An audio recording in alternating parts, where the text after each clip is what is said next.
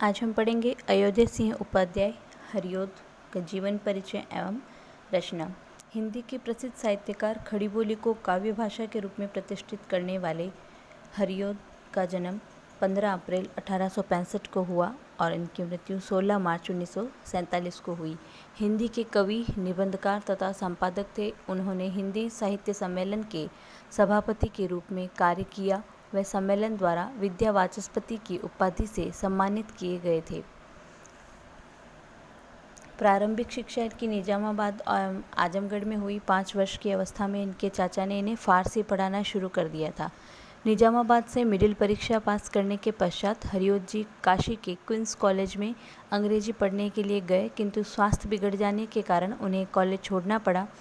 फिर उन्होंने घर पर ही रहकर के संस्कृत, उर्दू, फारसी, अंग्रेजी का अध्ययन किया और 1848 में निजामाबाद में इनका विवाह निर्मला कुमारी के साथ संपन्न हुआ।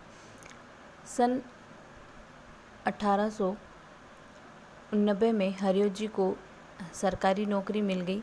वे कानूनगो हो गए। इस पद से सन 1932 में अवकाश ग्रहण करने के बाद हरिऔध जी ने काशी हिंदू विश्वविद्यालय के हिंदी विभाग में अवैतनिक शिक्षक के रूप में कई वर्षों तक अध्यापन कार्य किया। फिर 1941 तक वे इसी पद पर कार्य करते रहे। उसके बाद ये निजामाबाद वापस चले गए। इस अध्यापन कार्य से मुक्त होने के बाद हरिऔध जी अपने गांव में ही रहकर साहित्य सेवा कार्य करते रहे। अपनी साहित्य सेवा के कारण हरिऔध जी ने काफ़ी ख्याति अर्जित की। प्रिय प्रवास हरिऔध जी का सबसे प्रसिद्ध और महत्वपूर्ण ग्रंथ है। यह हिंदी खड़ी बोली का प्रथम महाकाव्य है। इसे मंगला प्रसाद पुरस्कार प्राप्त हो चुका है। उन्होंने ठेठ हिंदी का ठाठ, अधखिला फूल, हिंदी भाषा और साहित्य का विकास आदि ग्रंथ की रचना भी की, किंतु मूलतः वे कवि ही थे। उनके उल्लेखनीय ग्रंथ इस प्रकार हैं। प्रिय प्रवास 1914 में लिखा गया था। कवि सम्राट, वैदेही वनवास, पारिजात, रस कलश, चुपते चौप दे, चौखे चौप दे, ठेठ हिंदी का ठाठ, अधखिला फूल, रुक्मणी परिणय, हिंदी भाषा और साहित्य का विकास।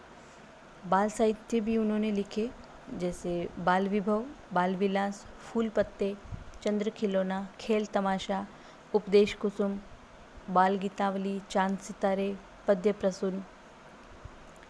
उनके काव्य की कुछ विशेषताएं भी थी, जैसे उनके वर्ण विषय जो थे, उनकी विशेषता थी कि उन्होंने कृष्ण, राधा, राम, सीता से संबंधित विषयों के साथ साथ आधुनिक समस्याओं को भी लिया और उन पर नवीन ढंग से अपने विचार प्रस्तुत किए।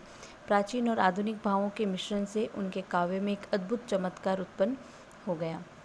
प्रिय प्रवास में कृष्ण के मथुरा गमन और उसके बाद ब्रज की दशा का मार्मिक वर्णन है। कृष्ण के वियोग में सारा ब्रज दुखी है। राधा की स्थिति तो अकथनीय है। नंद, यशोदा आदि बड़े व्याकुल हैं। पुत्र वियोग में व्यथित यशोदा का करुण चित्र हरिऔध ने खींचा है और ये पाठक के हृदय को द्रवीभूत कर देता है। जैसे प्रिय प्रति वह मेरा प्राण प्यारा कहाँ है, दुख जल निधि डूबी का सहारा कहाँ है, लख मुख जिसका मैं आजलो जी सकी हूँ, वह हृदय हमारा नैन तारा कहाँ है।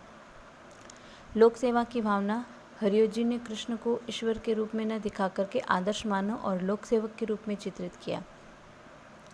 उन्होंने स्वयं कृष्ण के मुख से कहलवाया है, विपत्ति से रक्षण सर्वभूत का, सहाय होना असहाय जीव का, उबारना संकट से स्वजाति का, मनुष्य का सर्वप्रधान धर्म है। कृष्ण के अनुरूप ही राधा का चरित्र, वे दोनों की भगिनी, अनाश्रितों की माँ और विश्व की प्रेमिका है। अपने प्रियतम कृष्ण के वियोग का दुख सहकर भी वे लोकहित की कामना करती है। जैसे प्यारे जीवे जग हित करे, गेह चाहे न आवे। फिर प्रकृति चित्रण, हरिऔध जी का प्रकृति चित्रण सराहनीय है। वे अपने काव्य में उन्हें जहाँ भी अवसर मिला उन्होंने प्रकृति का चित्रण किया है और विविध रूपों में अपनाया है उसे। और हरिऔध जी का प्रकृति चित्रण सजीव और परिस्थितियों के अनुकूल है। संबंधित प्राणियों के सुख में प्रकृति सुखी और दुख में दुखी दिखाई देती है। कृष्ण के वियोग में ब्रज के वृक्ष भी रोते हुए दिखाई पड़ते हैं, जैसे फूलों पत्तों सकल पर है वादी बूंदे लखाती, रोते हैं या विपट सब यों आंसुओं की दिखा के। जहाँ हरिऔध जी ने वृक्षों आदि को गिनाने का प्रयत्न किया है, वहाँ उनका प्रकृति वर्णन कुछ नीरस और परंपरागत सा लगता है, किंतु ऐसा बहुत कम हुआ है। अधिकतर उनका प्रकृति चित्रण सरल और स्वाभाविक है। संध्या का एक सुंदर दृश्य देखिए। दिवस का अवसान समीप था, गगन था कुछ लोहित हो चला, तरुशिखा पर थी जब राजती, कमली निकुल वल्लभ का प्रभाव। इनकी भाषा ब्रज भाषा और खड़ी बोली दोनों में ही कविता की है इन्होंने, किंतु अधिकांश रचनाएं जो हैं खड़ी बोली में ही की है। हरियत की भाषा प्रौढ़, प्रांजल और आकर्षक है। कहीं कहीं उसमें उर्दू फारसी के शब्द भी आ गए हैं। नवीन और अप्रचलित शब्दों का प्रयोग भी हुआ है। संस्कृत के तत्सम शब्दों का इतनी अधिकता से कहीं कहीं उनकी कविता हिंदी की न होकर के संस्कृत की सी ही प्रतीत होने लगती है। राधा का रूप वर्णन करते समय देखिए, रूपोद्याम प्रफुल्ल प्राय, कलिका राकेंदु बिंबानना, तन्वंगी कलहासिनी, सुरसी का क्रीड़ा कला पुतली, शोभा वारिधि की अमूल्य मणि सी, लावण्य लीलामयी, श्री राधा मृदु भाषिणा, मृगदगी माधुर्य की मूर्ति थी। भाषा पर हरियों जी का अद्भुत अधिकार प्राप्त था। एक और जहाँ उन्होंने संस्कृत गर्भित उच्च साहित्यिक भाषा में कविता लिखी, वहीं दूसरी ओर उन्होंने सरल तथा मुहावरेदार व्यावहारिक भाषा को भी सफलतापूर्वक अपनाया। शैली कैसी थी उनकी? संस्कृत काव्य शैली थी प्रिय प्रवास में, रीतिकालीन अलंकरण शैली रसकलश में, आधुनिक युग की सरल हिंदी शैली वैदेही वनवास में, उर्दू की मुहावरेदार शैली चुपते और चोखे चौपदों में। रस अलंकार छंद। हरियों जी के काव्य में प्राय संपूर्ण रस पाए जाते हैं। रोणा वियोग, करुणा वियोग, श्रृंगार और वात्सल्य रस की पूर्ण रूप से व्यंजना हरियों जी की छंद योजना में पर्याप्त विविधता मिलती है। आरंभ में उन्होंने हिंदी के प्राचीन छंद कवित, छवैया, छप्पय, दोहा आदि तथा उर्दू के छंदों का प्रयोग किया।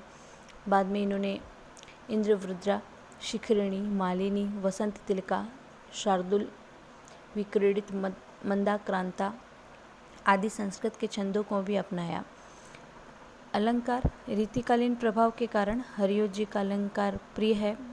इनको अलंकार प्रिय है, किंतु उनकी कविता कामिनी अलंकारों से बोझिल नहीं है। उनकी कविता में जो भी अलंकार है वे सहज रूप में आ गए हैं और रस की अभिव्यक्ति में सहायक सिद्ध हुए हैं। हरियों जी ने शब्दालंकार और अर्थालंकार दोनों को ही सफलतापूर्वक प्रयोग किया है।